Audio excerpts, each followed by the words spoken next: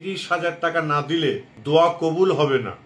ওই ব্যক্তি এক বাপের জন্ম নয়, ওই ছেলের আপনার দু বাপের নালে চার বাপের জন্ম হলে তবেই আজকে সে লিখবে। এবং যে ছেড়েছে, প্রথমে যে ছেড়েছে সেও এক বাপের ছেলে নয়, সেও কিন্তু দুই বাপের ছেলে। বেশ কয়েক বছর হয়ে গেল আমার একটা ভিডিও নিয়ে কাটিং করে মানুষ আমাকে যে যেরকম ভাবে পেরেছে ব্যবহার করে নিয়েছে। যে একটি কথা আমার খুব ভাইরাল হয়েছে, সেটা হলো 30,000 টাকা না দিলে দোয়া কবুল হবে না। এই কথাটা পরিপূর্ণ ভুল।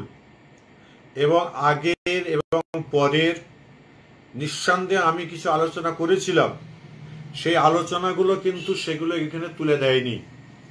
কিছু ব্যক্তি এটাকে নিয়ে প্রায় 3 বছর হলো, 3.5 বছর হলো একটাই কথা, আমি যেখানেই কোনো রকমভাবে কোনো আলোচনা করি ফেসবুকে, সেখানেই কমেন্টে বলে 30,000 টাকা না দিলে কবুল হবে না, বা অর্ধেক আসমান আর জমিনে আটকে থাকবে। এরই জন্য আমি খুব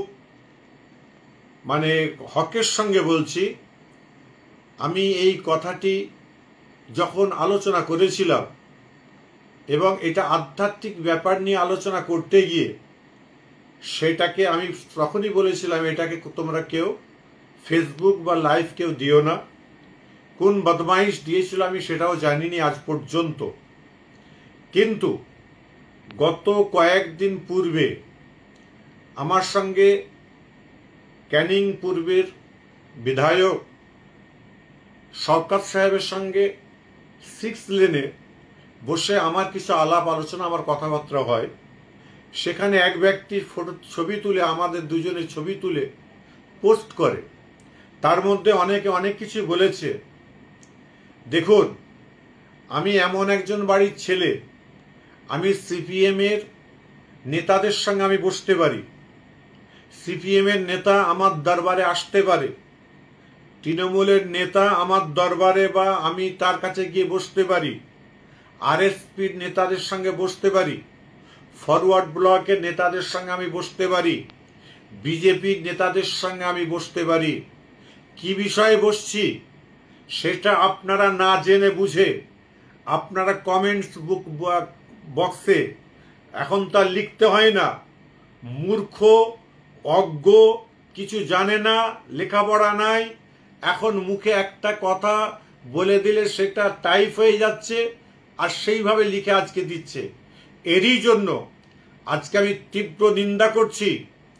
এবং আমার এই বিষয়ে যদি আর কেউ যদি কোনোদিন কমেন্ট করেছে, আমি জানব ওই ব্যক্তি এক বাপের জন্ম নয়, ওই ছেলের আপনার দু বাপের নালে চার বাপের জন্ম হলে তবেই আজকে সে লিখবে। এবং যে ছেড়েছে, প্রথমে যে ছেড়েছে সেও এক বাপের ছেলে নয়, সেও কিন্তু দুই বাপের ছেলে বা চার বাপের ছেলে, আমি জানি না। আমি এতদিন ধরে কোনো কথা বলি নাই।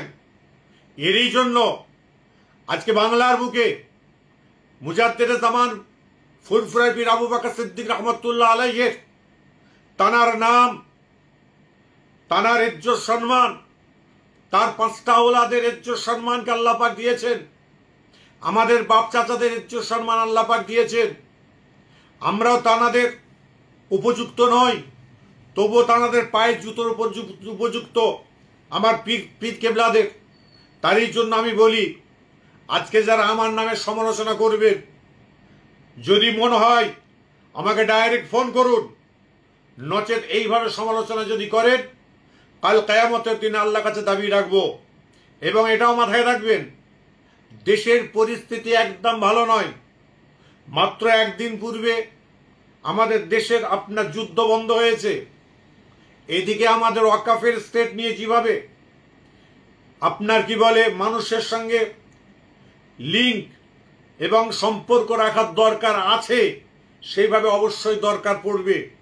এবং এই ওয়াকাফ নিয়ে আমি যদি আজকে নরেন্দ্র মোদীর কাছে গিয়ে বসি, তাহলে আপনারা কিন্তু আমাকে বলবেন নরেন্দ্র মোদীজির 5টা লোক হয়ে গেছে।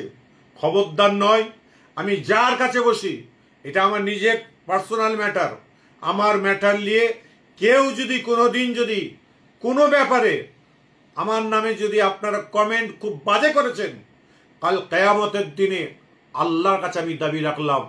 এই বলে আমার সংক্ষিপ্ত বক্তব্য এখানে শেষ করলাম। আল্লাহ হাফেজ।